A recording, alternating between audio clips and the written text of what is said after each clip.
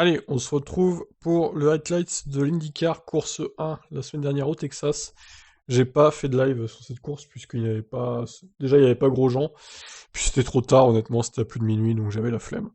Voyons ce qui s'est passé donc dans cette course 1 au Texas. Il y a eu 2 courses le week-end dernier.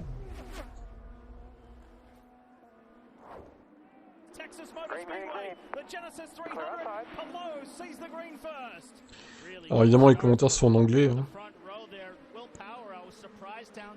Alors, encore une fois, c'est un test, j'espère que ça va passer sur la chaîne. La Formule 1, j'ai eu un petit truc de réclamation, mais j'ai coupé un morceau, ça passe apparemment. On verra ce que ça donne pour IndyCar.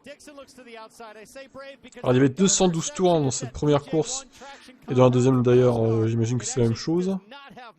À confirmer cependant. Donc là c'est sur un ovale, hein, comme vous voyez. Ça va très vite en IndyCar.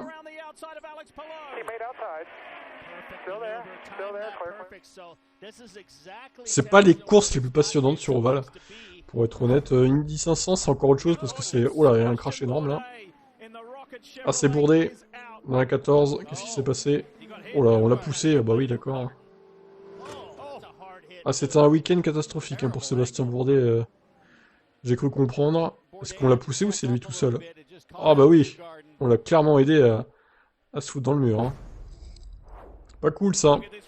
Pauvre Bourdet, il était bien placé en plus.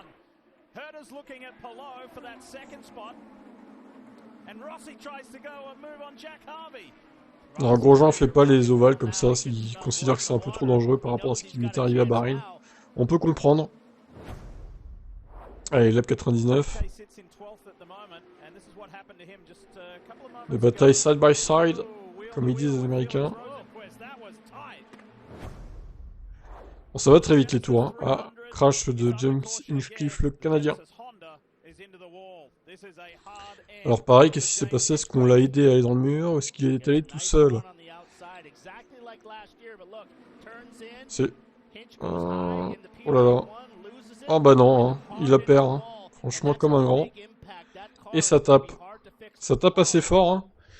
Mais bon, les IndyCars sont quand même des voitures très sûres. Donc même sur ovale, en général, il n'y a pas de gros accidents, quoi. Enfin, sans conséquence, du moins.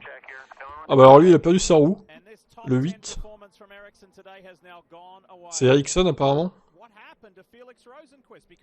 Oh, la McLaren, là, qui passe juste à côté. Team McLaren, hein, qui est présent en IndyCar aussi. Avec Pato Howard, notamment. Et du coup, Bourdet qui finira dernier... ouais, c'est ça, 24ème, dur. Ça, c'est compliqué pour Bourdet au championnat, du coup, suite à ce week-end de course là. Compliqué pour le français. Allez, il reste 38 tours, il reste 3 minutes, il reste 1 minute 50 dans ce highlight. 37 tours maintenant. C'est bientôt fini. Puis je vais enchaîner ensuite sur la deuxième. Hein. Je vais juste couper, puis je relance direct. Oh, ça se décale violemment, là. Pour bloquer. Et ça se termine sous les projecteurs, cette course. Ah, c'est des moves un peu dangereux, ça, quand même. Heureusement, il lui a laissé la place, mais... Jolie couleur, là, rose et noir. Ouais, c'était un peu un décalage tardif, on va dire, mais bon. Sans gravité, heureusement. Allez, 34 tours restants dans ce highlight.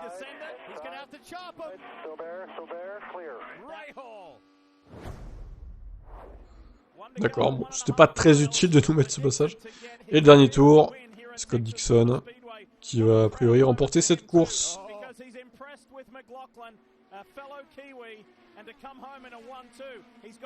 On fera le point à la fin de l'autre vidéo du coup sur le classement en IndyCar.